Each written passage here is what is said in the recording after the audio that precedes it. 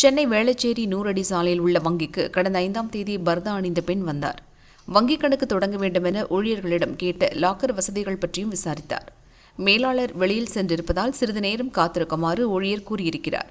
சிறிது நேரம் உட்கார்ந்திருந்த அந்த பெண் வங்கிக் கணக்கு தொடங்குவதற்கு தேவையான ஆவணங்களை எடுத்துக் கொண்டு வருவதாக கூறிவிட்டு சென்றார். அவர் உட்கார்ந்திருந்த இடத்தில் கேட்பாரற்று ஒரு பை இருந்தது.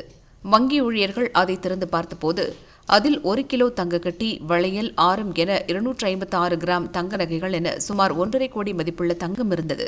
பர்தா அணிந்து வந்தவர்தான் பையை தவறவிட்டு சென்றிருக்கலாம் என நினைத்த ஊழியர்கள் அதை பத்திரமாக வைத்திருந்தனர்.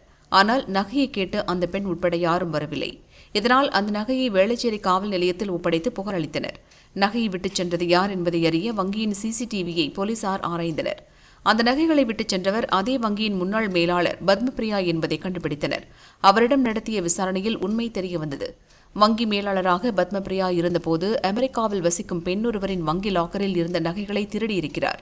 வாடிக்கையாளர் அளித்த புகாரை அடுத்து கைது செய்யப்பட்ட பத்மபிரியாவிடமிருந்து 188 கிராம் நகைகள், வங்கியில் பதுக்கி வைத்திருந்த 20 லட்சம் ரூபாய் ஆகியவை பறிமுதல் செய்யப்பட்டன.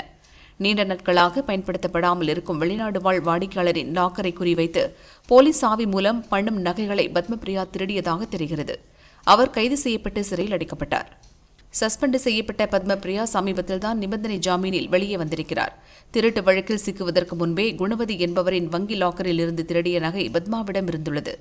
திருட்டு வழக்கில் மீண்டும் சிக்கிவிடுவோமோ என்ற பயத்தில் திருடிய நகைகளை மீண்டும் வங்கி லாக்கரிலேயே வைத்துவிடலாம் என நினைத்து பர்தா அணிந்து கொண்டு மாறுவேடத்தில் வங்கிக்கு சென்றிருக்கிறார்.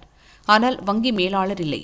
அதற்கான சூழ்நிலையும் அங்கு இல்லாததால் நகையை அங்கேயே வைத்துவிட்டு சென்றிருக்கிறார். ஆனால் சிசிடிவியால் போலீசில் சிக்கிக் கொண்டார்.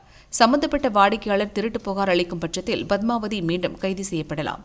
இதேபோல் வேறு ஏதேனும் லாக்கரில் முன்னாள் மேலாளர் பத்மபிரியா திருடியிருக்கிறாரா என்பதை அறிய வங்கியில் உள்ள அனைத்து லாக்கர்களின் வாடிக்கையாளர்களையும் தொடர்பு கொண்டு லாக்கரில் இருக்கும் பொருட்களை வங்கி சரிபார்த்து வருகிறது.